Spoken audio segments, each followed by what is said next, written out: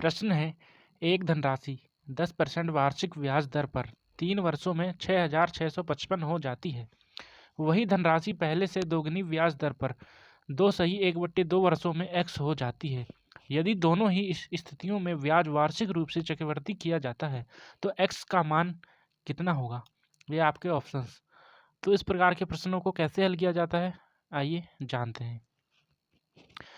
इस प्रश्न में दो कंडीशन बन रही हैं, ठीक है। पहली यहाँ से यहाँ तक, दूसरी यहाँ से यहाँ तक, ठीक है। दोनों कंडीशनों को अलग अलग हमें सॉल्व करना है। पहली कंडीशन में हमें क्या पी निकालना है। पी जो हमारा होता है मूलधन, जिसे प्रिंसिपल अमाउंट कहते हैं।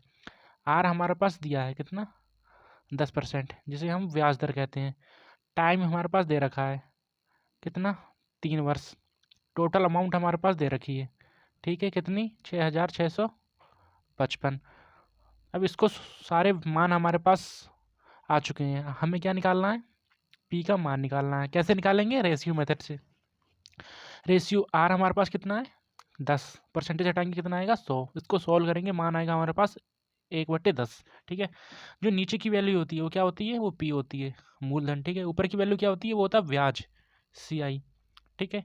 अभी ए बराबर क्या होता है, सी आई प्लस में पी, ठीक है। पी का मान कितना है, 10, और सी आई का मान कितना, 1, कितना हो जाएगा, 11, ठीक है। तो राशि जो है 10 से कितनी हो रही है, 11 हो रही है, ठीक है।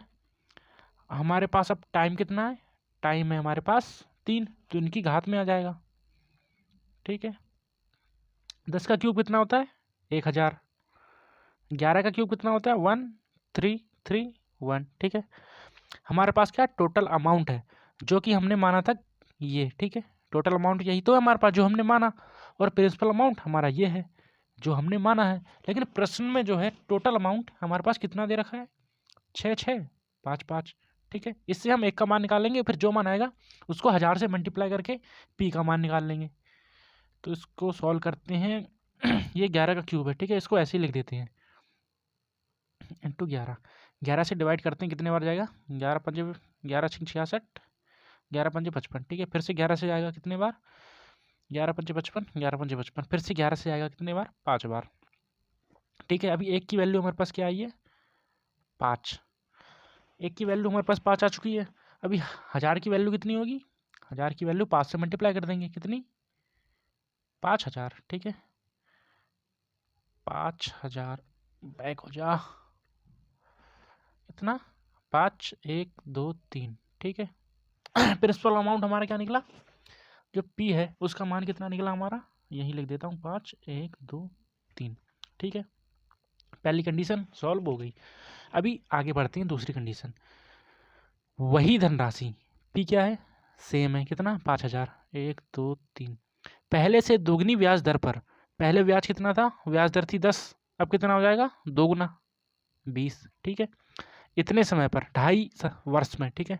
समय कितना हो जाएगा, 2 सही 1/2। इसको सॉल्व करेंगे, कितना आएगा, 2.5 ईयर, ठीक है। 2.5 वर्ष हो जाती है, एक्स हो जाती है।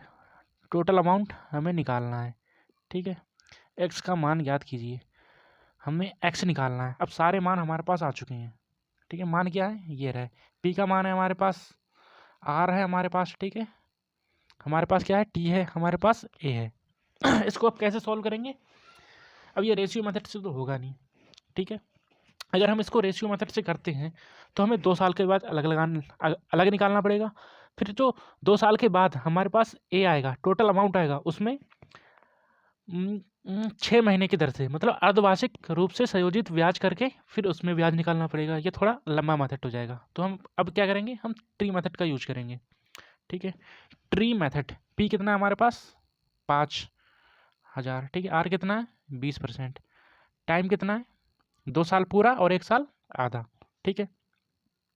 पहला साल, दूसरा साल और ये तीसरा साल, ठीक है। ब्याज लगेगा पहले साल में 20%, कितना हो जाएगा, 5000 का 20% कितना हो जाएगा, 5 दूनी 10, 100, ठीक है।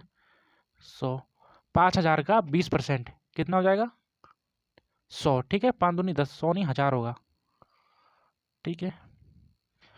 5000 का 20% कितना हो जाएगा, 1000। अभी तीसरे साल 6 महीने का ब्याज चाहिए हमें, ठीक है। तीसरे साल में 6 महीने के ब्याज चाहिए। तो अगर ब्याज अर्धवार्षिक रूप से संयोजित होगा तो हमारा आर कितना हो जाएगा? आर हो जाएगा आधा, कितना? 10%, ठीक है। जब हम ब्याज को अर्धवार्षिक रूप से संयोजित करेंगे तो आर कितनी हो जाएगी? आधी हो जाएगी। तो 20 से कितना? 10 हो जाएगा। तो तीसरे साल के लिए जो ब्याज लगेगा वो कितना लगेगा? 10% के हिसाब से, ठीक है। ये तीसरा साल आएगा हमारा, इसमें कितना? 10% के हिसाब से ब्याज लगेगा। और बाकी जो दोनों साल है वो 20% के हिसाब से ब्याज लगेंगे, ठीक है, दोनों सालों में। तो पहले साल का ब्याज दोनों में आ चुका है। तीसरे साल में कितना? 10%। 5,000 का 10% कितना आएगा? कितना आएगा? 5,500, ठीक है। 5,000 का 10% कितना? 500। अभी इसका ब्याज यहाँ लगेगा, ठीक है। दूसरे साल में लग रहा है, मतलब 20% लगेगा, कितना? 0,0,0,0,200, ठीक है। अभी इसका ब्याज यहाँ लगेगा तीसरे साल में। तीसरे साल के लिए आर क्या है हमारी? 10%। तो 1,000 का 10% कितना हो जाएगा? 100, ठीक है। अभी इस वाले 1,000 का ब्याज लगेगा कितना? 100। अभी 20 का लगेगा कितना? 10% 20, ठीक है। ये हमारा पहले साल का ब्याज, ये आया हमारा पहले साल का ब्याज, ठीक है। 5,000 का पहले साल का ब्याज। ये आया हमारे दूसरे साल का ब्याज, और ये आया हमारे तीसरे साल का ब्याज, ठीक है। इन सबको प्लस कर देंगे तो हमारे ब्याज निकल आएगा। प्लस करते हैं कितना आएगा? ये आ जाएगा 2,000, 2,000, ये आएगा 100, 400, 900, ठीक है। 920 कितना आया? 0,292, ये हमारा ब्याज आया। पी कितना था हमारे पास? 5,000। 5,000 में इसको प्लस कर देंगे, प्लस 5,000, 1 2 3, कितना आएगा? 0,2,9,5,6 और 1 7, 7,9,2,0, ऑप्शन नंबर डी, ठीक है। मान हमारे पास सारे थे। अब इसको दूसरे मेथड से भी सॉल्व करके निकाल सकते हैं। मैंने इसको क्या ट्री मेथड से निकाला है, ठीक है। जो हमारे पास तीसरा साल है वो क्या है? 6 महीने हैं, क्यों? 2 साल और 6 महीने हैं, ठीक है, मतलब आधा साल है। तो तीसरे साल जो हमारी ब्याज दर लगेगी वो अर्धवार्षिक लगेगी, इसीलिए मैंने 10% का 10% लिया है, ठीक है। बाकी दोनों साल 20-20%। धन्यवाद।